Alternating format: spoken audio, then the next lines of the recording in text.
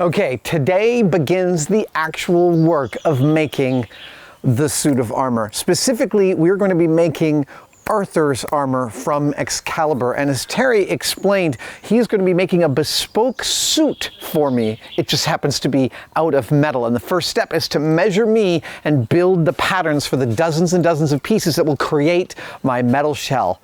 Let's get to measuring. Okay, how does this whole process begin? Okay, so we've gone through the design aspect. So now what we're going to do is start making the patterns up. Okay. It'll be transferred to the metal, will be then cut out and beaten up. And it's not like there's a set of patterns that say Excalibur that you just follow. You have this all in your head. Yeah, pretty much. Okay. How do we get it out of your head? Okay, that's where it all happens. The first thing I'm going to do is just slice off a sheet of paper.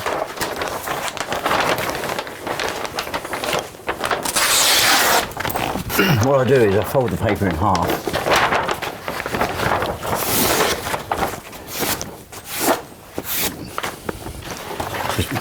Part of the pattern making. So I'm going to do the measurements and then halve them. So I'm going to draw out half, in this case a breastplate. Ah, I see. Because I know when I cut it, being in half, it's going to, when I fold it out, it's going to be dead perfect. Got it. That makes total sense. Saves measuring everything twice. Right, so it begins with, usually I take the measurement from the roughly where the collarbone is, down to your waist.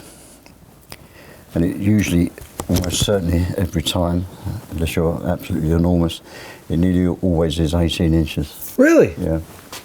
Fascinating. That's why when I got some measurements from you... They weren't quite right? No. I'm not good at taking my own measurements. Give you an idea, just to explain that. Yeah.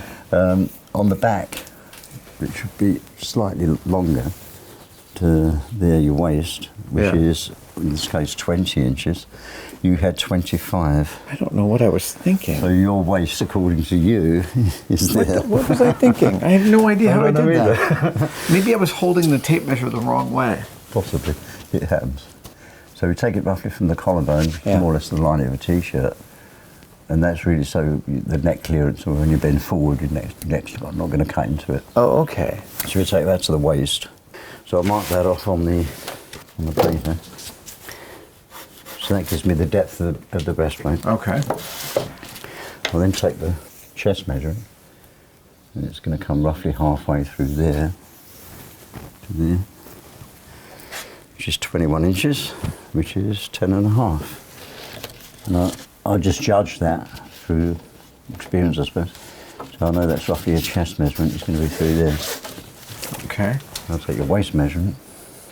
So we know the waist is going to be 9. And you're just judging its placement roughly by eye and knowledge. Yeah, and always add a bit, because you can always trim metal off. You can't add it. So I always add a little bit onto it.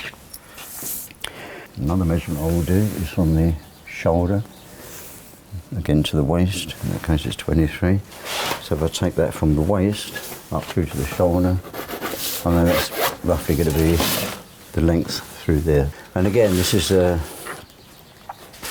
really purely from experience, learning the hard way, because the number of patterns I cut, transfer it to metal, cut it out and then beat it up, and it was totally wrong. There's more stuff went in the trash bin. Yeah. I'm sure that you've done the same. I have buckets of the wrong, of the mistakes. So I know roughly the line. Because what you've got to consider is, if you're, like, I said, my father was a tailor, so I learned pattern making and stuff. But when you're making stuff in material, and you was making a waistcoat, if you want, to make that smaller, you put gussets in, and you sew them up, and that's what material. You can't do that with metal. You can't. So you have to judge the stretching and the shrinking, and that's where the knowledge comes from. I can't explain how I do that, but I know that the line of the breastplate, for instance, is going to be roughly there, because I know when that's beaten up, that's going to close up to about there. Oh, wow. I know the line of that's going to be there. I always add a bit more. And then the line through that one, I cut it slightly bigger. And again, I know I've got to finish up right there.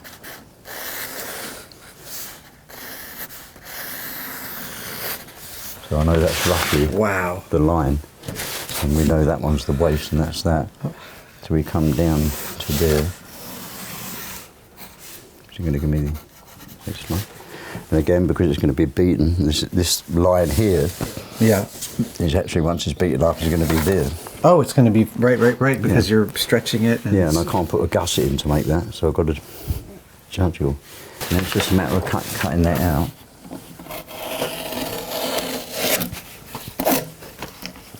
That's wrong, that should be there. I'll do it slightly bigger again.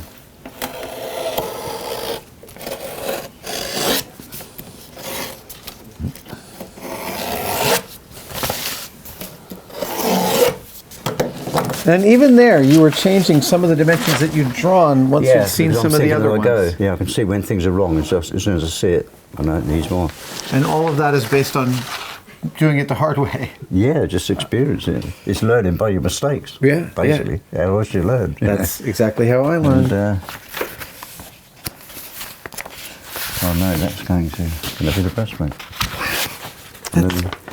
And so this is then the pattern that you cut out of a piece of metal. Yep, that would be now transferred and cut out of aluminium in this case, or steel, whichever. Wow. But with the King Arthur suit, it gets a bit more complicated because it's what they call the placket.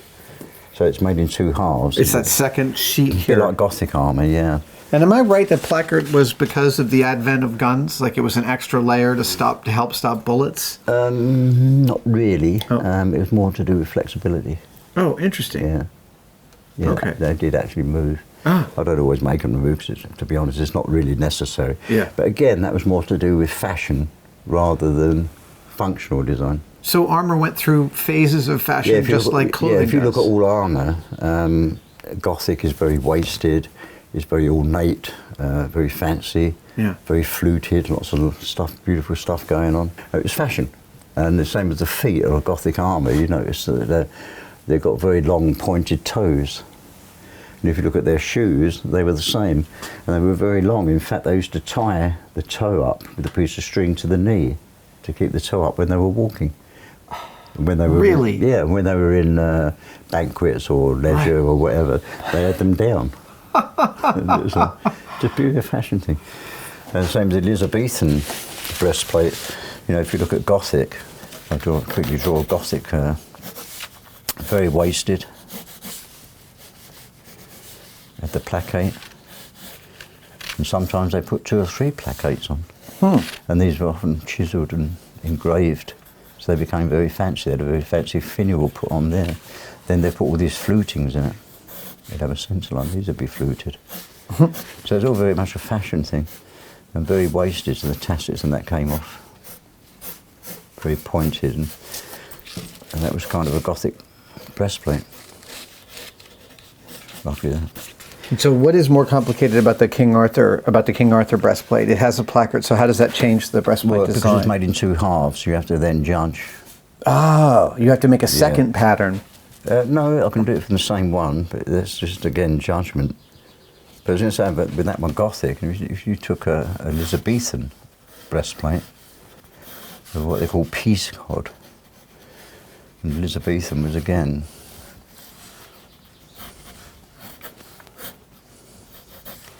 and the side view of that would be that. Right. And then the skirt coming off. The side view of that would be... Oh, wow. Like that. Yeah. So that was fashion. That was the doublets were made like that. Oh, right. That follows it. Yeah. Right. And they were fairly wasted, but the hips came right out on many of them because they wore pantaloons underneath. Wow. So it was to accommodate the pantaloons. So it's all about fashion, really. Now I know the placket. I know it comes to about there. Then this will come a bit wider. That will then come to there. And that's what it will look like. So these will be 2. I see. This is a second layer. Yeah. And then I know that to accommodate that, I can't just cut that and then put them together because they're going to shrink. So I then have to accommodate and think, right, how does the one that's underneath, what's the shape of that? And I know that kind of roughly does that, and it will have a rivet there. Ah, okay. So the top peak, right, I get you. So this one is cut out to there, and this one is cut out there. And then when they're both beaten up and they go together, they overlap. Series dotted lines, or cut along the dotted lines. Oh, wow. So you can transfer those. Yeah, I won't do it all. You've got the idea. So when you transfer it down. Oh, look at that, right. Yeah, you know that when I mark this out, I'll mark it out here, here, down to here, and then just put the dotted line through. And that'll give you a line to follow. That way you get the 2 counts. You're making it look quite simple, Terry, but I don't think it's as simple as... It's like everything you do, mate. You're making it look good. It's easy when you know how. Yeah, I guess so. You spend 55 years doing something, you know, it's about time you got good at it. Something would help, yeah. All right, so the next stage, this is now ready to be transferred to metal so that we can cut it out. Yep. Where does that happen? That ends up with that. Lead on. Okay. Right, this is the cutting department. And this is the metal. This is aluminum. It's aluminum, yeah. And is it a specific kind or just regular sheet aluminum? It's just high grade aluminium. All right. Aluminum, as you were saying. And sorry, aluminium. How many? This piece that's sitting right here. How many of these would it take to make a suit of armor? Probably about a sheet and a half. A sheet and a half of this will get a full suit of armor. Yeah, pretty much. Two at the most. Yeah. And it's actually, God, yeah, I see. It's very soft, but you hammer it, it doesn't stay soft. It work hardens, right? Yeah, yeah. It gets more rigid. And, yeah. Wow. All right, so. Right, so that's a pattern. So we're just going to do the top half of that. So we'll line it up on there. Oh, right, we're just doing that. Yeah. So first of all, we mark the centre line. Which is where the, obviously where the fold is. On occasion, I will alter it. Normally, I get it right, but I can see I've done it a bit wrong, so I'm going to just add a bit more into there. You can just tell that you haven't left enough material. Yeah, I'll do the same on that side. Then transfer it there, and that's a bit too much, so I'll trim it there. I can mark it there. That's that dotted line that I cut from the... Okay. Yeah.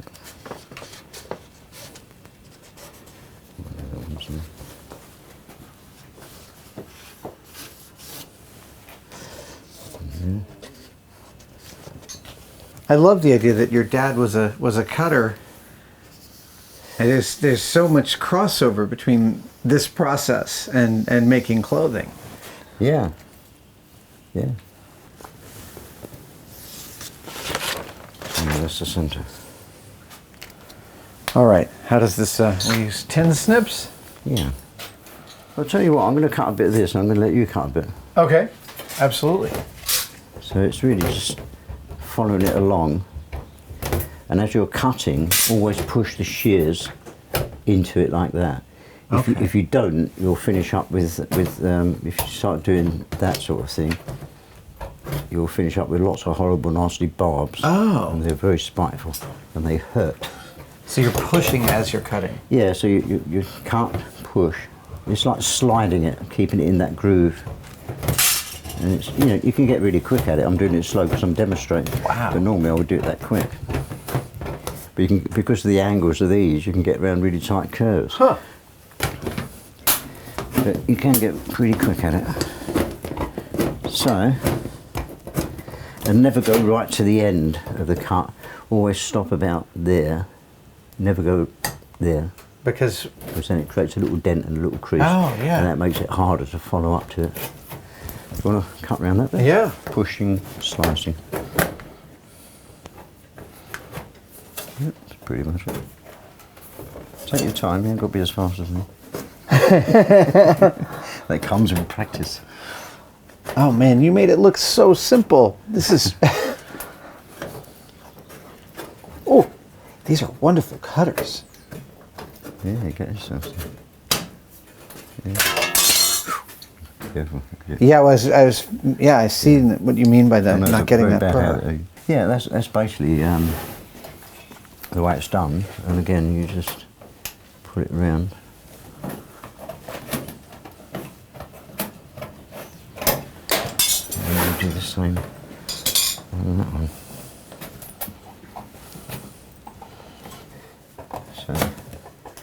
Again, just slide it in, just keeping the curve going. Okay. Take your time. Okay.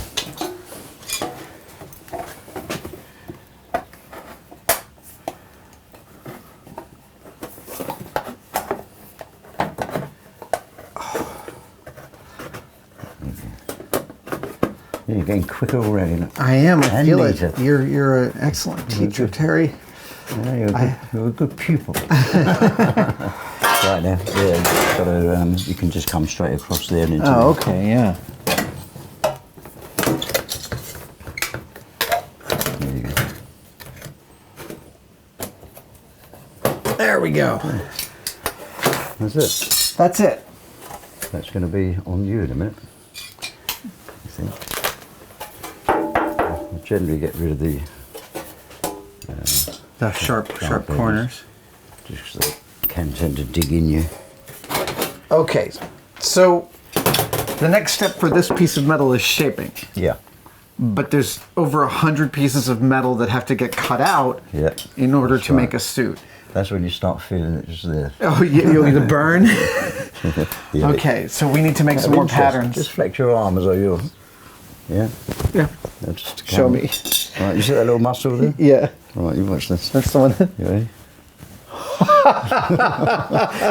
This is like an egg. That's what I'm, oh my God. Right. And the same with this arm's the same, because sometimes this arm can ache worse than this one, because this one you're continuously clamping and clenching and holding.